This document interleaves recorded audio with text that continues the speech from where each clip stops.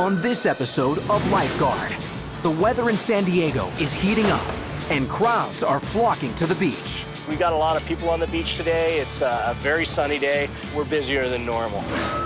More people mean more rescues.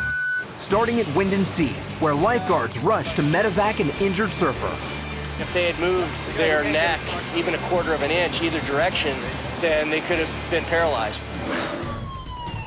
While at Mission Beach, the lifeguards race against time to locate a young man fighting to stay above water.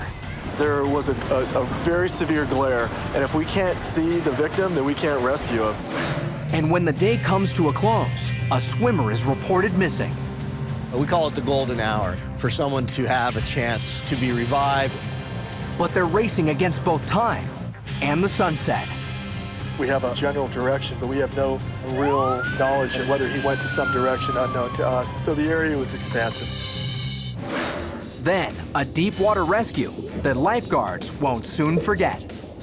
Most time fatalities, you find them on the bottom, so I was concentrating on looking on the bottom. But as I turned, something caught my eye, and I looked up, and the individual was suspended above me about 10 feet.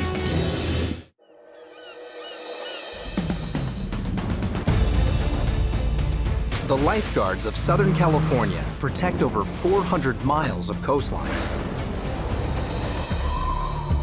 And nothing impacts their day like the weather. As lifeguards, a lot of us are amateur meteorologists. Good weather brings a lot of excitement, a lot of action. On these beaches, lifeguards are the first responders. I have a 911 call of a distressed swimmer. I like those exciting days where you don't really know what's going to happen. Dispatch, the person injured on a vessel. They are there to save you. They are there to lifeguard.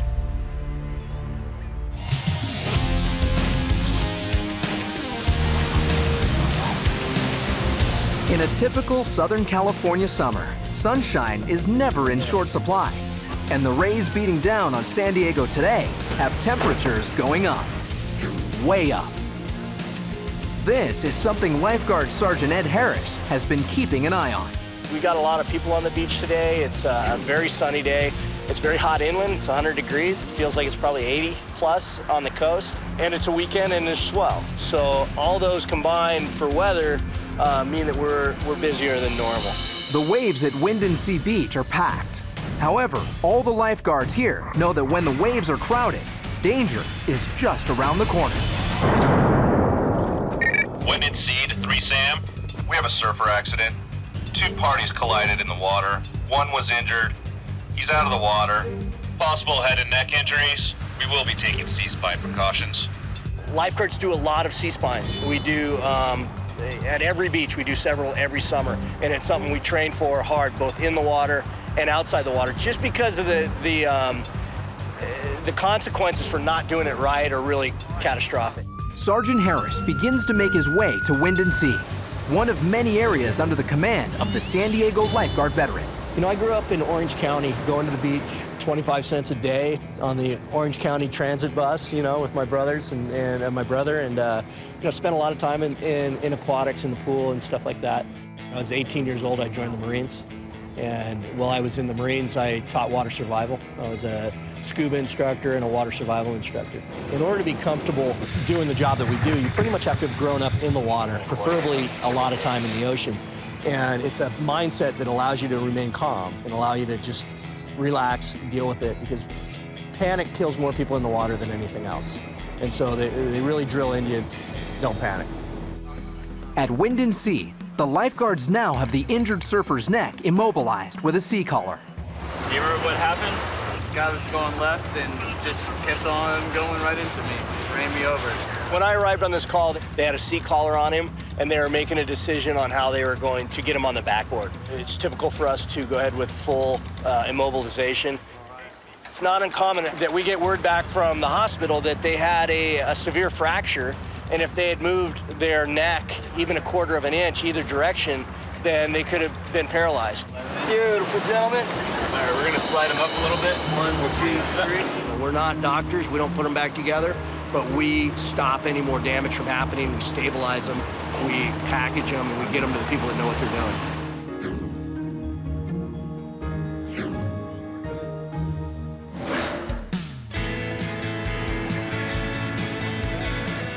Even with the increased crowds on the coast, the rest of the afternoon is business as usual for the lifeguards. As the end of the day approaches, the gorgeous weather is setting the stage for a beautiful sunset. But for lifeguards, it's also creating a blinding glare, making it more difficult to see the swimmers still in the water. With a higher vantage point, guards in the main tower spot a swimmer struggling in the water. He didn't show any signs that he was a non-swimmer, none, until he just went from 0 to 60 in about 1 second and completely panicked. Started to climb the ladder, managed to get a few hands up here and there, probably just to try to alert us, although we were clearly aware of his plight. Would you like to dispatch? Dispatch. Status boat, code 3, Mission Beach for a rescue. Rescue West, code 3 to Mission Beach for a rescue. Yeah, we're done. Rescue West en route. The closest lifeguard on the beach is Shiloh Spangler. He was right off the tower to the south. I took a board and went out. When I got out there, I went, oh no, he's not there. It was hard to locate him once you got into the water, just because of the wave action. There's a swell running, and so you can't see him consistently because the ocean is bumpy and rolled. He was almost bobbing. Unbeknownst to Spangler, the victim was swept 50 yards north from the point last seen. Lincoln, could you use any resources from PP? Can you send a vehicle? One vehicle, code 3, right side of the tower. Got a rescue. Looks like the person may submerge before the lifeguards get there. Copy. Responding 1 unit, code. While the lifeguards in the tower can see the victim on the verge of submerging, Spangler is still unable to see that the young man has been pulled to the north. Lieutenant Lerma gets as many units as possible on the rescue. TSAM dispatch, medics to the Mission Beach main tower. Dispatch copies medics to the Mission Beach tower. Possible near drowning. All of the lifeguards' eyes are on the water scanning for the swimmer, but the glare is extremely bright. There was a very severe glare, and if we can't see the victim, then we can't rescue him. Dispatch copies rescue west, rescue south, staging a mission. Dispatch 2 Sammy's got engine 21, medic 21 responding, oceanfront walk.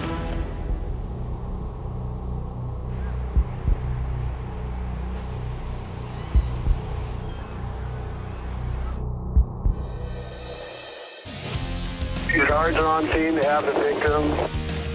They're going to bring him in, have the medics respond to Mission Beach tower for evaluation. We're going to get you up to the tower, okay?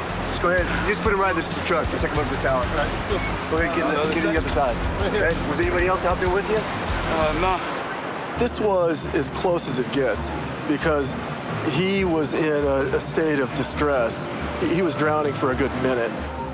We got him on the board, we brought him in. He was tired, but I checked his lung sounds, they were clear. His sats were good, his vital signs were good. He's a strong kid, but it's kind of scary.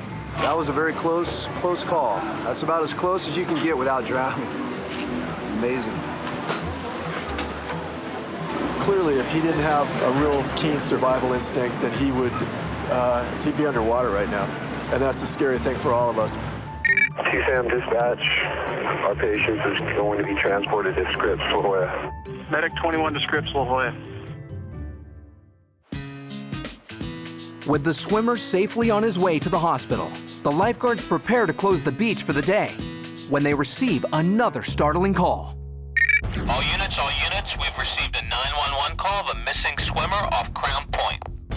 An hour before dusk, lifeguards received a report from a woman who was swimming with her boyfriend at Crown Point shores, and she turned her attention somewhere else for about 5 minutes and then couldn't see him anymore. The swimmer was last seen in an area of Mission Bay known as Crown Point Shores. Lifeguards immediately mobilized to begin their search, deploying a fleet of boats and a search helicopter. We have a person that's missing in the water, then we'll start an initial search with whoever we have, including the lifeguards that are working the beach. They may or may not be dive team members. As the call progresses and we get people in, we'll continue through the call and work the call with as many people as we can get on scene. As the lifeguards search, more information comes in about the missing swimmer. He's a local who swims the same course almost every day. But today, he's gone missing along that familiar route. We call it the golden hour, in which we have an opportunity for someone to have a chance to be revived. And so for the first hour, we're in what we call rescue mode, where we're trying to get resources to you or to the person as fast as we can. And once we got on scene, we learned that she never really saw him go down. She never saw him in any distress. We have a general direction, but we have no real knowledge of whether he went to some direction unknown to us. So the area was expansive. After a 2-hour rescue operation, it is now totally dark. Lifeguards make the tough decision to call off the search. I see to all units. We're terminating the search for the night.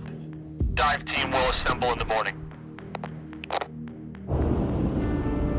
Today's search is finished.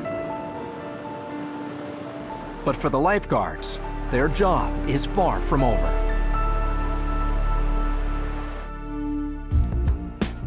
At daybreak, the San Diego Lifeguard Dive Team assembles for their mission.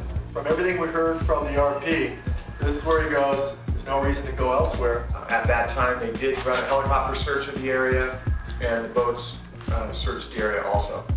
Nothing found, and the determination was that this was a recovery, not a rescue mode.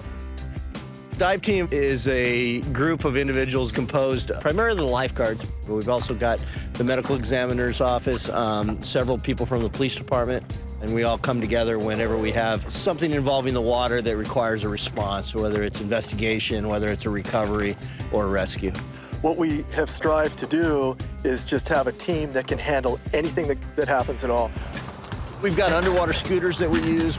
We've got sonar that we use. We've got underwater communications, buoys, lines, grids. With all the sophisticated equipment, we have divers. And divers and their years of experience and knowing the coastline and knowing human behavior tends to be the best thing that we have. With the dive team briefed and assembled, they head out to Mission Bay to begin their search. If the man is still in the water, there is little to no chance of survival. But until the lifeguards find him, the family on shore won't have closure. We had to start planning for a big search, and the way that normally goes is you try to establish a last seen point, then we try to develop a search area, and then we start to determine what our search patterns are going to be underwater. While the reporting party initially took her eyes off the missing swimmer for only 5 minutes, she waited over an hour to contact the lifeguards. This made it difficult to establish a reliable point last seen and search area. Using analysis of the tides, wind, and information from the reporting party, divers begin their search. To execute the precision search over such a vast area, the lifeguards utilize several high-tech tools, including handheld sonar. And it's just like a radar gun that the CHP officer would use on the freeway. It will send out a narrow band of ultrasonic waves into the water, and it will return back to you in the form of a sound. A scuba tank may have a higher pingy sound, where as organic material, a body or something like that would have a different sound. That it will tell you what the distance is from that item. The San Diego dive team set out on their search, looking high and low for the missing swimmer. If the man drowned, it's likely that his body would be on the bottom of the bay, which is where the lifeguards begin their search.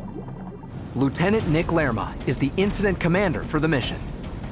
My job as the team leader is just making sure that we have the right amount of people, that we have the right equipment, and in this case, that was just air, sea, land. We plan to have a helicopter continue the aerial search, contacted some of our neighboring lifeguard agencies. Del Mar lifeguards called them in. They had about 20 divers combined. With the addition of Del Mar's divers, the search team is approaching 40 members. Since Mission Bay spans over 2,000 acres, the more divers, the better. While today's rescue is in the calm, shallow waters of Mission Bay, the dive team often responds to calls in another unique area of San Diego. We have something called Wreck Alley, so there's a few wrecks right off Mission Beach that you can go to, and that's a pretty popular dive spot. Wreck Alley is roughly 1 mile off the coast of Mission Beach. It's a large collection of sunken items made up mostly of old ships.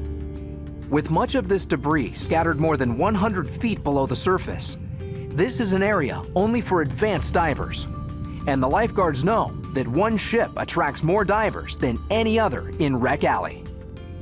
The Yukon's a approximately 350-foot Canadian destroyer that was sank for sport diving. As the wreck disintegrates, it gets a little more challenging for some divers. And on certain days, there's a decent amount of surge moving over the wreck, which will throw you around. We don't recommend penetration dives on it unless you're a skilled, experienced wreck diver.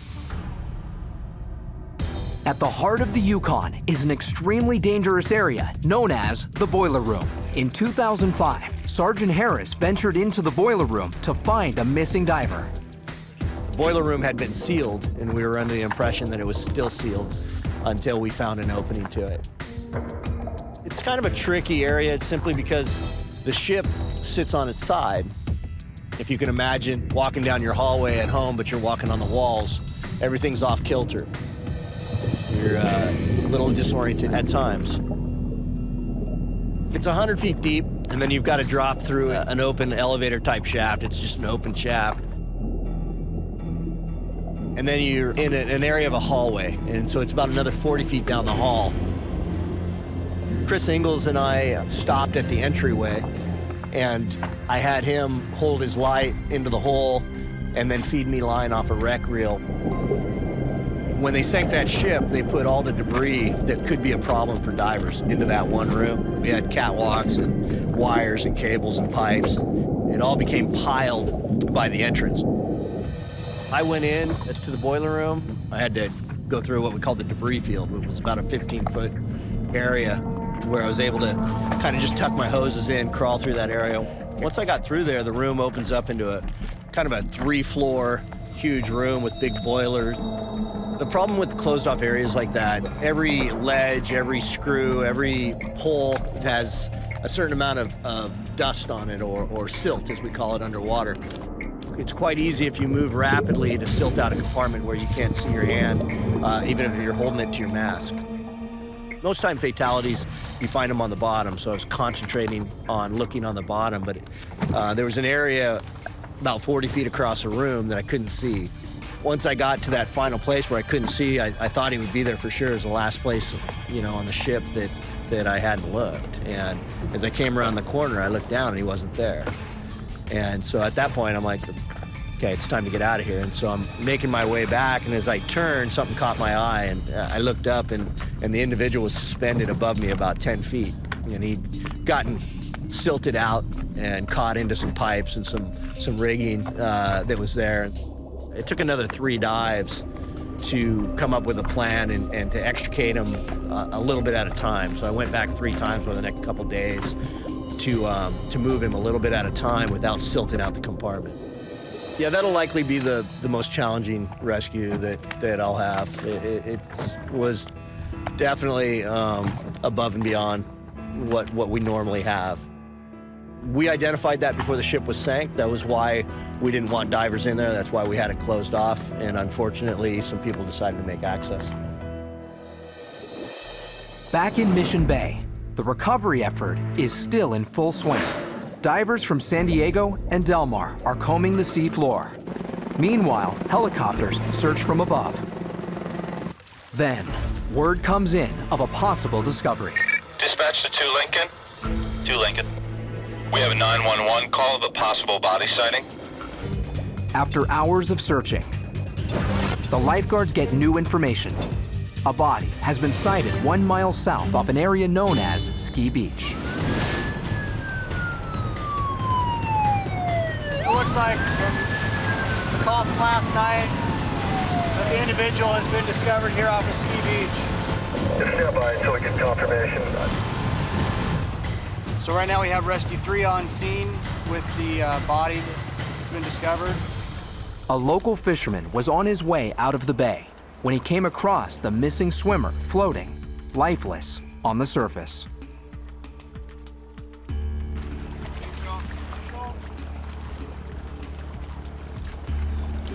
The other boat's coming over to render assistance on getting him out of the water. It was found by a passing vessel that was outside of our initial search area. So we were able at that point to recall the divers, go over and take care of the body. One unique, extremely valuable member of the San Diego dive team is Deputy Medical Examiner Craig Nelson. Until a body is found, I really just consider myself a regular member of the dive team. Then once the body is found, I'm able to contribute in my own specialty of being able to perform an on-scene examination of the body and help the lifeguards identify what all we might need to document on scene and as the body comes back to the dock, until I can meet with one of our investigators and arrange for the body to be transported back to the office. After a brief examination of the body, lifeguards confirm the identity of the missing swimmer. The search is over. Guardian 1's on our RV. While the dive team's process is very technical, at the heart of every mission is a very personal aspect. I've been on the scene where, hey, the family's waiting on shore for us to bring their loved one back, and so we take that all into consideration. We are successful at what we're doing most often, and it brings closure to families who are desperate for closure. It's so important because there are so many people that are affected by one death that we can bring closure to a lot of different people and extended families, and that's what we're here for. While it's startling and it's uncomfortable at times, it's good to know that at the end of the day, you're able to give closure to somebody. For the lifeguards, death is never an easy thing to deal with. But it is a stark reminder of the importance of the job that they do day in and day out.